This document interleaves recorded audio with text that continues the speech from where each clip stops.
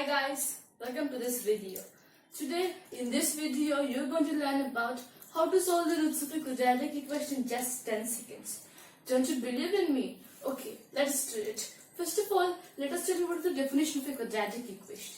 An equation which is in the form of x square plus bx plus c is equal to 0 and a comma b comma c are real numbers and a is the coefficient of x square, b is the coefficient of x and c is the constant term. And the equation has another condition that a should not be equal to 0. If the a is equal to 0, then it will, the equation will not become a quadratic, but it become an linear equation.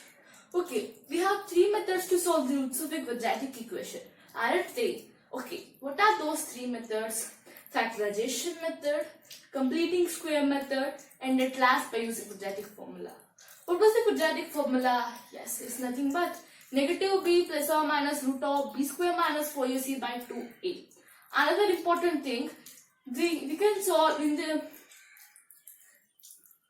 the roots of a quadratic equation are solved only if the discriminant value is greater than or equal to 0. If it is less than 0, I mean the answer came in negative values, then the roots are not there for that equation. No roots are there for this equation.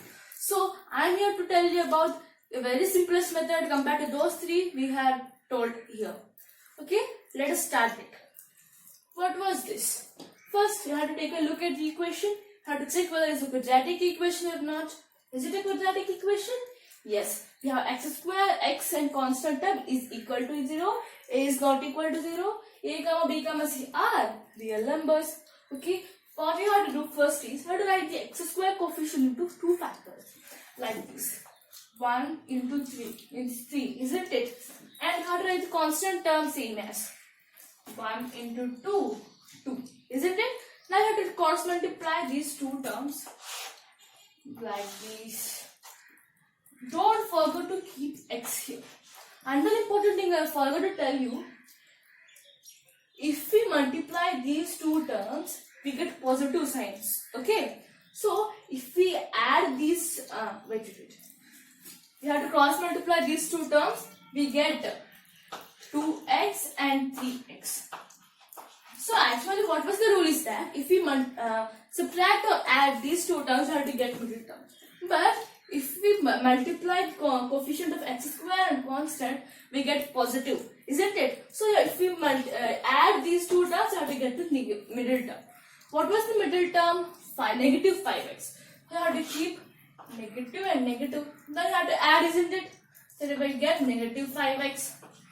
So, I have to keep negative on the top of the cross and below the cross. So, then what was the answer? X minus 1 and 3x minus 2 is equal to 0. That's it, isn't it? X is equal to 1 or x is equal to 2 by 3. That's simple. Now, let us do the second sum with super duper fastly. So, how can I write this? 1 into 2, 3, 1 into 3. If we cross multiply, don't forget to keep x cross multiplied. We get 3x and 2x. Here if we multiply x square coefficient and constant, we get positive. So if we add these two terms, we have to get the middle term, have to give negative in both of this. We get negative 5x, negative and negative. So the answer is x is equal to 1 and x is equal to 3 by 2. Isn't it? So let us do another two sums. So here given x square plus 2x minus 143 is equal to 0. So first of all, what you have to do is you have to write the x square coefficient into two terms. What are the x square coefficient? Nothing but 1. So you can write it as 1 into 1. And then you have to write the constant term. How can we write the constant term with two terms? Is it 140t? So if we divide this by 11, we get 13. So we can write it as 11 into 13. We all get a doubt to write the smaller terms up or bigger terms and the above.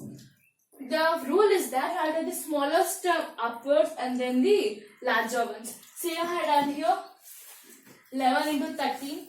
So I have to keep x here. Cross multiply these two terms. What we will get? 13x and here 11x. So if we have to subtract these two terms and have to get the middle term. Because if we multiply x square coefficient with the constant term, we get negative 143. So we have to subtract these two terms to get the middle term. So if we keep negative here and positive here, right, isn't it? We get positive 2x. So keep same signs here.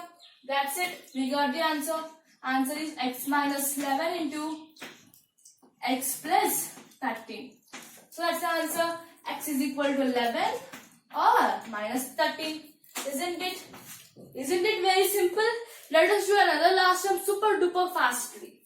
So how do you write? 1, 2, 1, 1. If we cross multiply, don't have to keep x.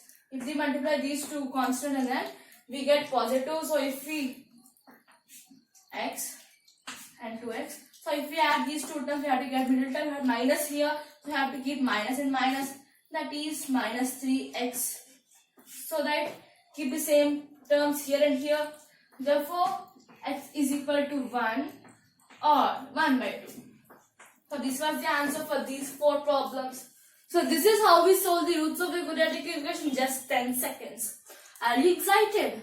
Okay. Once again, let us see the definition of a quadratic equation.